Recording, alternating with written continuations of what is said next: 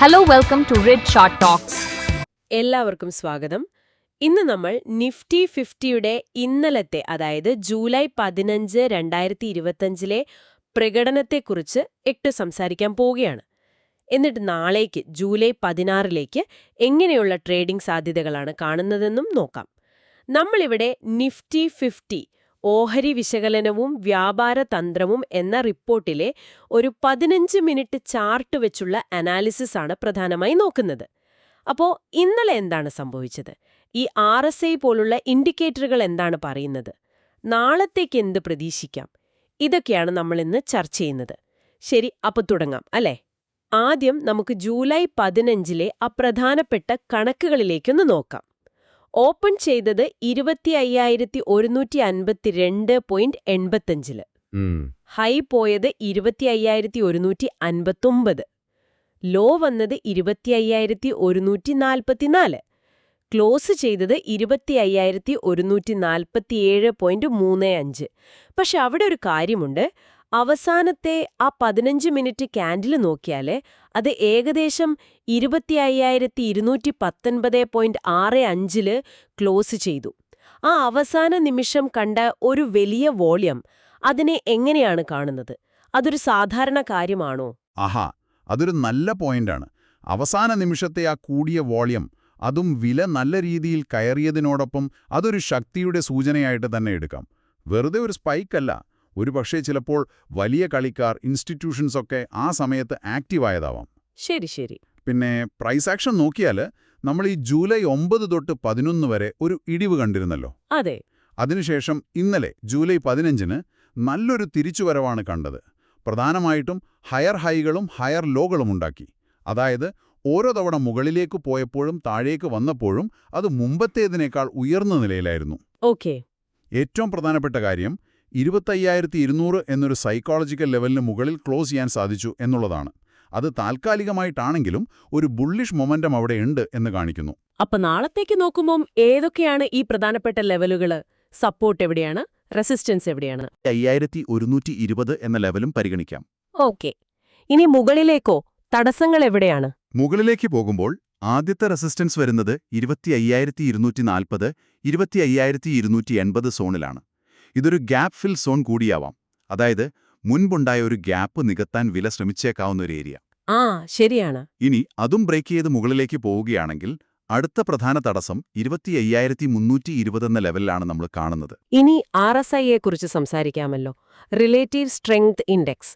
അത് ഏകദേശം 61.83 ആണ് ഇപ്പോൾ. അതെ.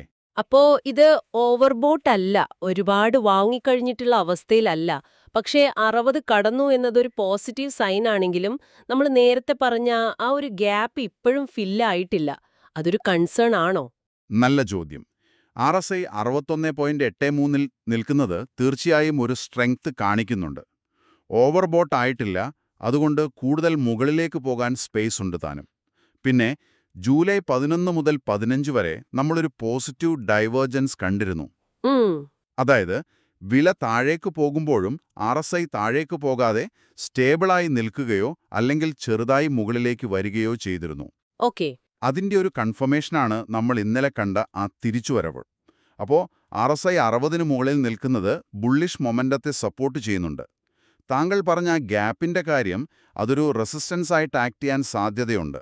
ആ 25,240, 280 സോൺ. അതുകൊണ്ടാണ് പ്രധാനം. പക്ഷേ നിലവിൽ RSI പോസിറ്റീവാണ്. വളരെ ഇൻട്രസ്റ്റിംഗ്. അപ്പോൾ ഈ പറഞ്ഞ കാര്യങ്ങളൊക്കെ വെച്ചിട്ട് നാളേക്ക് ജൂലൈ 16 ഒരു ട്രേഡ് പ്ലാൻ ഉണ്ടാക്കുകയാണെങ്കിൽ എങ്ങനെയായിരിക്കും? എവിടെയാണ് ലോങ് പോകാൻ നോക്കേണ്ടത്? എവിടെ ഷോർട്ട് നോക്കാം? ശരി, ഈ അനാലിസിസ് വെച്ച് നോക്കുമ്പോൾ 2 പ്രധാന സാധ്യതകളാണ് കാണുന്നത്. ഒന്ന്, ലോങ് എൻട്രി, അതായത് വാങ്ങാനുള്ള അവസരം. വില 25,240 എന്ന റെസിസ്റ്റൻസിന് മുകളിൽ പോയി അവിടെ കുറച്ചുനേരം പിടിച്ചു നിൽക്കുകയാണെങ്കിൽ ഒരു ബ്രേക്കൗട്ട് കൺഫേം ചെയ്താൽ വാങ്ങുന്നത് പരിഗണിക്കാം. ഓക്കെ. സ്റ്റോപ്പ് ലോസ് ഏകദേശം 25,180 താഴെ വയ്ക്കാം. ടാർഗറ്റുകൾ 25,280, അതും കടന്നാൽ 25,320. പിന്നെ രാവിലെ മാർക്കറ്റ് തുറക്കുമ്പോൾ തന്നെ 25,200 മുകളിലാണ് വില നിൽക്കുന്നതെങ്കിൽ അതൊരു നല്ല സൂചനയാണ്. ബുള്ളിഷ് ട്രെൻഡ് തുടരാൻ സാധ്യതയുണ്ട്. ഇനി താഴേക്ക് പോയാലോ? ഷോർട്ട് ചെയ്യാനുള്ള സാധ്യത? അതെ, രണ്ടാമത്തെ സാധ്യത അതാണ്, ഷോർട്ട് എൻട്രി. വില 25,120 എന്ന ഇൻട്രാഡേ സപ്പോർട്ട് ബ്രേക്ക് ചെയ്ത് താഴേക്ക് പോവുകയാണെങ്കിൽ അതൊരു വീക്ക്നെസിന്റെ ലക്ഷണമാണ്. അപ്പോൾ അവിടെ ഷോർട്ട് സെല്ല് ചെയ്യുന്നത് പരിഗണിക്കാം. സ്റ്റോപ്പ് ലോസ് 25,180 മുകളിൽ വെക്കുന്നതായിരിക്കും സേഫ്. താഴേക്കുള്ള ടാർഗറ്റുകൾ 25,080, അതിനുശേഷം 25,040.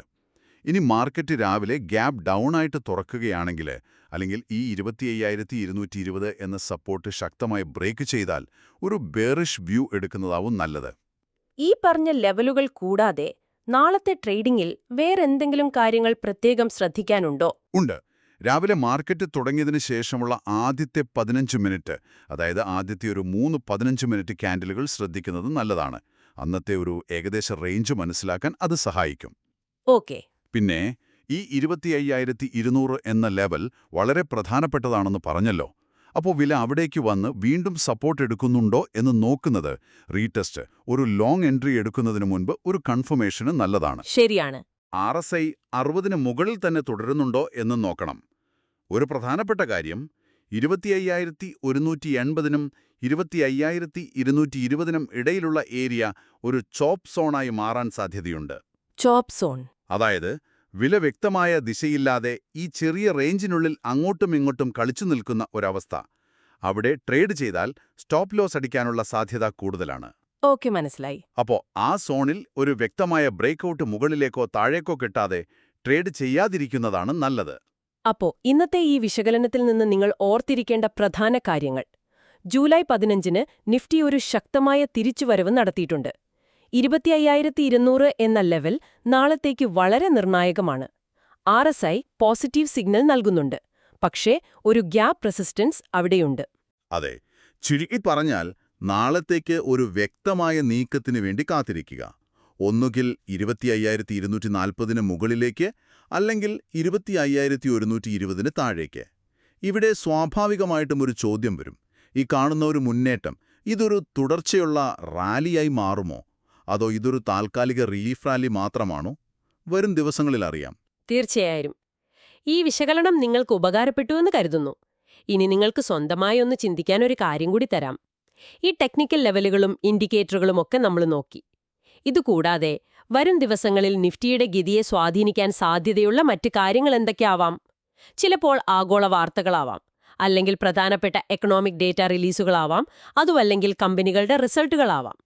ഇവയൊക്കെ എങ്ങനെ മാർക്കറ്റിനെ സ്വാധീനിക്കുമെന്നുകൂടി നിങ്ങൾ നിരീക്ഷിക്കുന്നത് നന്നായിരിക്കും. നിങ്ങളുടെ ട്രേഡിംഗ് തീരുമാനങ്ങൾക്ക് അത് കൂടുതൽ സഹായകമാകും.